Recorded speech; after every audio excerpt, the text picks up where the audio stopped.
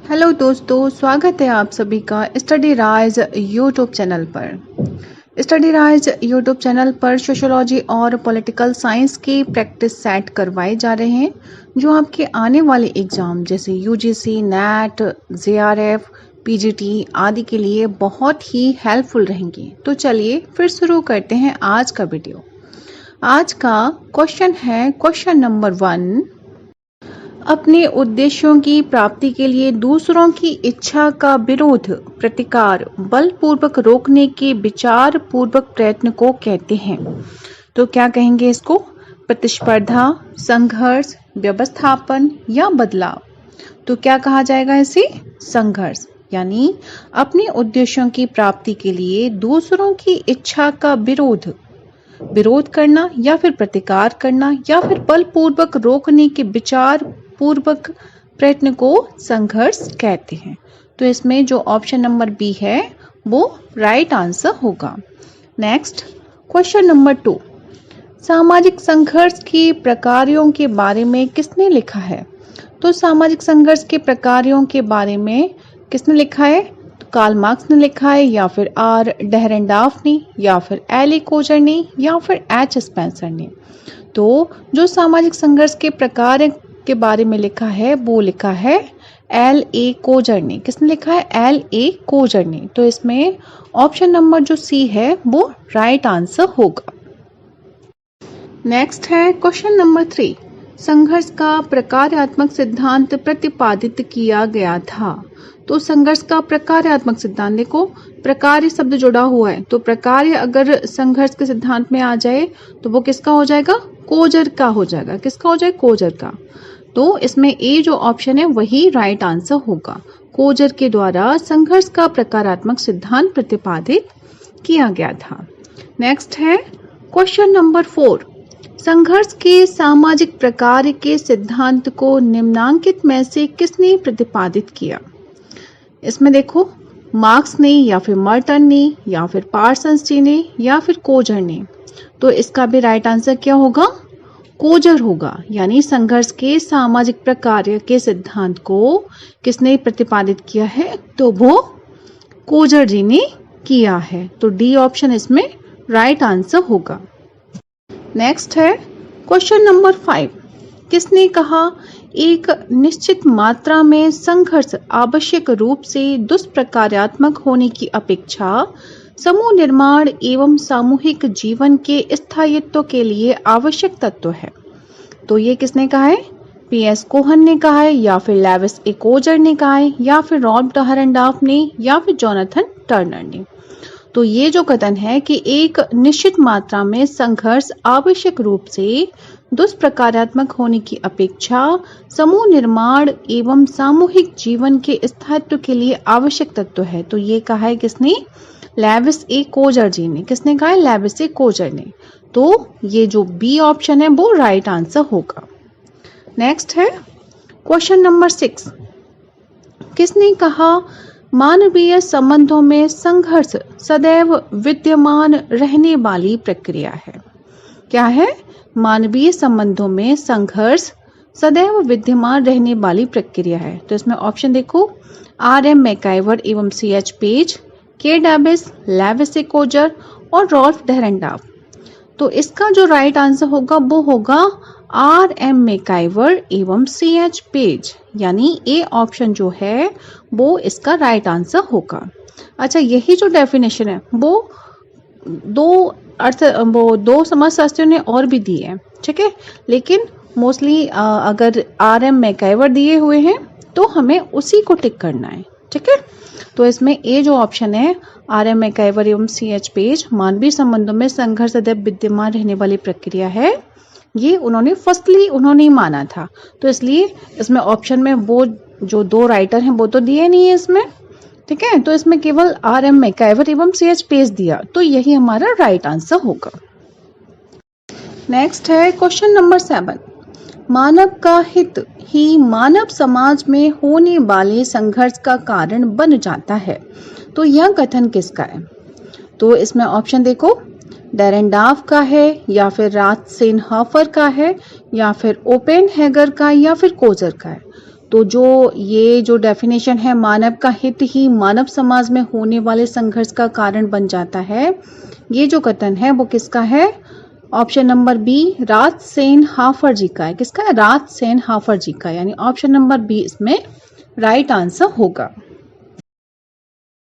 Next है question number 8, निम्न में से कौन संघर्ष की विशेषता नहीं है? तो ऑप्शन देखो, निरंतरता, प्रत्यक्ष वैयक्तिक संपर्क, सामाजिक मूल्यों का हनन और अस्थिरता। तो ये पूछा है इसमें कि कौन सी संघर्ष की विशेषता नहीं है।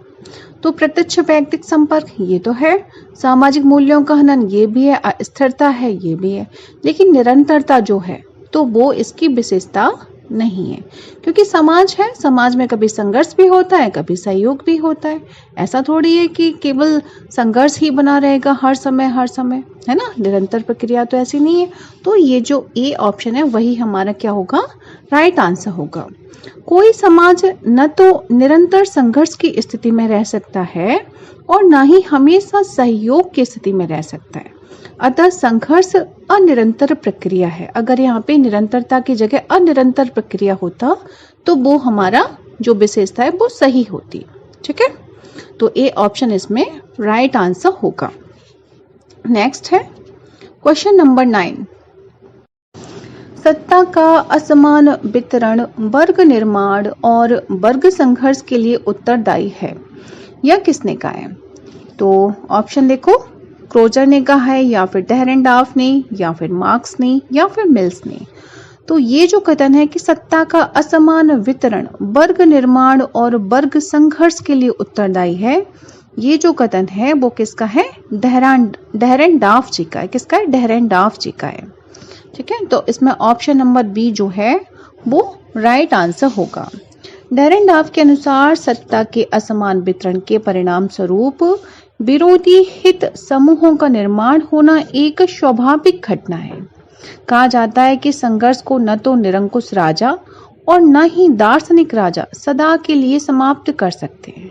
ठीक है, तो इसमें जो है वो क्या होगा? Right answer. ये जो डेफिनेशन है वो है डेरेनडार्फ जी की।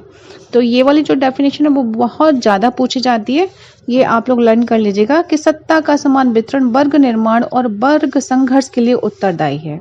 ये छोटी सी डेफिनेशन है, इजीली याद हो जाएगी। ठीक है, तो इसमें राइट आंसर क्या होगा? ऑप्शन नंबर बी होगा। आगे बढ़ते हैं, क्वेश्चन नंबर 10, औद्योगिक संघर्ष निम्न में से किस प्रकार का संघर्ष है? अब औद्योगिक संघर्ष की बात की गई है, तो औद्योगिक संघर्ष कैसा संघर्ष है? सामाजिक है या राजनीतिक है या फिर आर्थिक है या फिर संस्थागत है?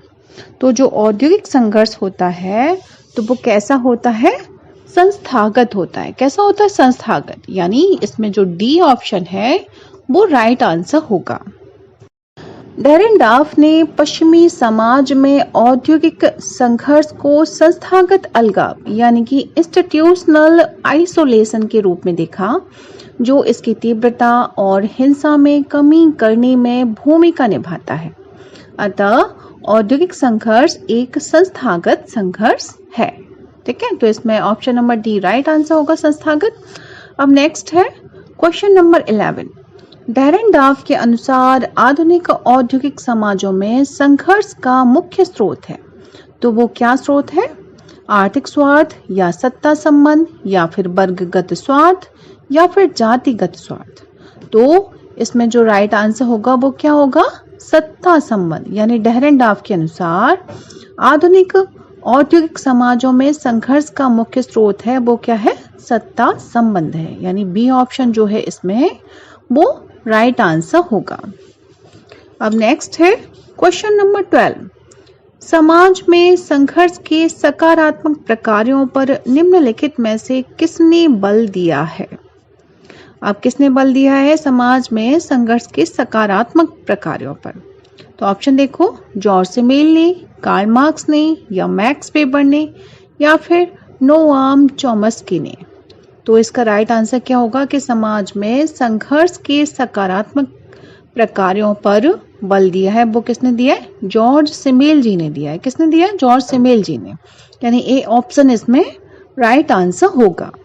जर्मन समाजशास्त्री जॉर्ज सिमेल एवं अमेरिकन समाजशास्त्री एल कोजर ने संघर्ष को सकारात्मक प्रकार्य माना है। ठीक है, ये दोनों ही वर्ड याद कर लीजिए कि जर्मन के समाजशास्त्री कौन, जॉर्ज सिमेल हैं, एवं अमेरिकन समाजशास्त्री कौन, एल कोजर ने संघर्ष को क्या माना है, सकारात्मक प्रकार्य माना है। क्योंकि बहुलवादी समाजों में संघर्ष लोगों को जोड़ने का काम करता है। क्या करता है, जोड़ने का काम करता है। तो इसका राइट आंसर क्या होगा, option number A, George Simmel. अब नेक्स्ट है क्वेश्चन नंबर 13। निम्नांकित में किसने प्रत्यक्ष संघर्ष और अप्रत्यक्ष संघर्ष की धारणाएं प्रस्तुत की हैं। अब क्या पूछा है, प्रत्यक्ष संघर्ष और अप्रत्यक्ष संघर्ष, तो ये किसने दिया है, सोरोकिन ने, बोगार्ड्स ने, या फिर लिप्सैट एवं बेनेडिक्ट ने, या फिर मैकआइवर एवं पेज ने। तो प्रत्यक्ष संघर्ष और अप्रत्यक्ष संघर्ष किसने दिया है, ऑप्शन नंबर डी, मैकआइवर एवं पेज जी ने दिया है। मैकआइवर एवं पेज ने संघर्ष के दो प्रधान स्वरूपों का वर्णन किया है, प्रत्यक्ष संघर्ष और अप्रत्यक्ष संघर्ष। जब व्यक्ति या समूह किसी लक्ष्य तक पहुंचने के लिए विरोधी व्यक्ति या समूह के मार्ग में बाधा डालते हैं या फिर एक दूसरे को सीधे चोट पहुंचाते हैं, यहाँ तक कि विनाश करने की चेष्टा करते हैं, तो ऐसे संघर्ष को क्या कहते हैं, प्रत्यक्ष संघर्ष कहा जाएगा। वर्ग संघर्ष, क्रांति और युद्ध बड़े सामाजिक उद्देश्यों पर आधारित सामूहिक संघर्ष होता है। जब संघर्षशील व्यक्ति या समूह प्रत्यक्ष रूप से संघर्ष नहीं करते बल्कि अप्रत्यक्ष रूप से एक दूसरे के हितों को क्षति पहुंचाना चाहते हैं, तो ऐसे संघर्ष को अप्रत्यक्ष संघर्ष कहते हैं। मैकआइवर एवं पेज ने प्रतियोगिता को अप्रत्यक्ष संघर्ष का एक रूप माना है, लेकिन दूसरे विद्वान जो हैं वो इसे स्वीकार नहीं करते हैं। ठीक है, तो क्या राइट आंसर होगा, मैकआइवर एवं पेज। नेक्स्ट है क्वेश्चन नंबर 14। शीत युद्ध एक उदाहरण है, तो वो किसका उदाहरण है, शीत युद्ध वर्ग संघर्ष का है, या फिर अंतरराष्ट्रीय संघर्ष का है, या फिर प्रत्यक्ष संघर्ष का है, या फिर अप्रत्यक्ष संघर्ष का है। तो जो शीत युद्ध होता है वो किसका उदाहरण होता है, अप्रत्यक्ष संघर्ष का। किसका, ऑप्शन नंबर डी, अप्रत्यक्ष संघर्ष का। अप्रत्यक्ष संघर्ष में कुछ व्यक्ति या एक व्यक्ति अन्य व्यक्ति या व्यक्तियों को अपने हितों को प्राप्त करने के लिए बाधा पहुंचाते हैं। इस संघर्ष में हिंसा, घृणा, शत्रुता आदि की मात्रा भी काफी रहती है, जो दृष्टिगोचर नहीं होता, यानी दिखाई नहीं देता है। तो शीत युद्ध इसका एक उदाहरण है। अब नेक्स्ट है क्वेश्चन नंबर 15। रीडिंग्स के अनुसार निम्नलिखित में से किसकी वजह से वर्ग संघर्ष का खतरा उत्पन्न होता है। तो किसका खतरा उत्पन्न होता है, असंगति का, प्रतियोगिता का, सौजन्य का, या फिर पार्थक्य का। तो इसमें जो राइट आंसर होगा वो ऑप्शन नंबर डी, यानी पार्थक्य होगा। ठीक है, कि वर्ग संघर्ष जो है वो खतरा किसकी वजह से उत्पन्न होता है, वर्ग संघर्ष में खतरा पार्थक्य की वजह से उत्पन्न होता है। गिडिंग्स के अनुसार वर्ग संघर्ष का खतरा पार्थक्य यानी कि डिविजन्स की वजह से होता है। ठीक है, यानी पार्थक्य, अगर ये हिंदी का बड़े तो समझ में नहीं आता ना कि क्या है, तो डिवीजन याद कर लो, डिवीजन की वजह से उत्पन्न होता है। उनके अनुसार समाज स्वयं में एक संघ अथवा संगठन है अथवा औपचारिक संबंधों का ऐसा योग है जिसमें सहयोग देने वाले पारस्परिक संबंधों द्वारा जुड़े रहते हैं। ठीक है, तो इसका राइट आंसर क्या होगा, ऑप्शन नंबर डी, पार्थक्य। अब नेक्स्ट है क्वेश्चन नंबर 16। निम्न में से किसने यथार्थवादी और गैर यथार्थवादी नामक दो प्रकार के संघर्ष में विभेद किया है। तो वो किसने किया है, गिलिन एवं गिलिन ने, कार्ल मैनहीम ने, मैकआइवर एवं पेज ने, और लेविस ए कोजर ने। तो यथार्थवादी और गैर यथार्थवादी नामक दो प्रकार के संघर्ष में विभेद किया है, वो किया है लेविस ए कोजर ने। किसने किया, लेविस ए कोजर ने। यथार्थवादी और गैर यथार्थवादी। तो ऑप्शन नंबर डी इसमें राइट आंसर होगा। अब नेक्स्ट है क्वेश्चन नंबर 17। आंतरिक तथा बाह्य संघर्ष के प्रत्यय को निम्नलिखित में से किसने प्रतिपादित किया है? तो किसने प्रतिपादित किया है? कोजर ने, वेबर ने, डेहरेंडॉर्फ ने या फिर सिमेल ने? तो आंतरिक तथा बाह्य संघर्ष के प्रत्यय को किसने प्रतिपादित किया है? तो ये किया है कोजर ने। किसने किया है? कोजर ने। आंतरिक तथा बाह्य संघर्ष। लेविस कोजर ने संघर्ष को बाह्य एवं आंतरिक यानी कि एक्सटर्नल एंड इंटरनल के रूप में वर्गीकृत किया है। बाह्य संघर्ष एक समूह पर किसी बाहरी समूह द्वारा थोपा जाता है, जैसे पाकिस्तान द्वारा भारत पर थोपा गया कारगिल युद्ध। ठीक है, तो ये कैसा है? बाह्य संघर्ष कहलाएगा। पाकिस्तान द्वारा भारत पर थोपा गया कारगिल युद्ध कैसा माना जाएगा? बाहरी समूह द्वारा थोपा गया। अब आंतरिक संघर्ष एक समूह द्वारा अपने सदस्यों को नियंत्रित करने के लिए उन पर कुछ प्रतिबंध लगाए जाते हैं, जैसे जाति के नियमों का उल्लंघन करने पर जाति से बहिष्कृत करना। ठीक है, तो ये कैसा हो गया? ये हो गया आंतरिक संघर्ष। तो इसमें जो ऑप्शन नंबर कौन सा राइट आंसर होगा? ऑप्शन नंबर ए यानी कि कोजर राइट आंसर होगा। आंतरिक तथा बाह्य संघर्ष के प्रत्यय को किसने प्रतिपादित किया है? तो कोजर जी ने प्रतिपादित किया है। नेक्स्ट है क्वेश्चन नंबर 18। निम्नलिखित में से किसने यह कहा है कि बेहतर समूह एकता संघर्षों के माध्यम से गलतफहमी दूर होने से होती है? तो ये जो कथन है वो समनर का है, डेहरेंडॉर्फ का है, वेबर का या फिर सिमेल का है? तो ये जो है कथन वो है सिमेल जी का। किसका? सिमेल जी ने कहा है कि बेहतर समूह एकता संघर्षों के माध्यम से गलतफहमी दूर होने से होती है। तो राइट आंसर क्या होगा? Option number D Simmel. Next है क्वेश्चन नंबर 19। जब संघर्ष की भावनाएं यथेष्ट अभिव्यक्त नहीं पाती तो ऐसे संघर्ष को कहते हैं। तो क्या कहेंगे ऐसे संघर्ष को? सामाजिक संघर्ष या फिर व्यक्तिगत संघर्ष या जाति संघर्ष या अव्यक्त संघर्ष।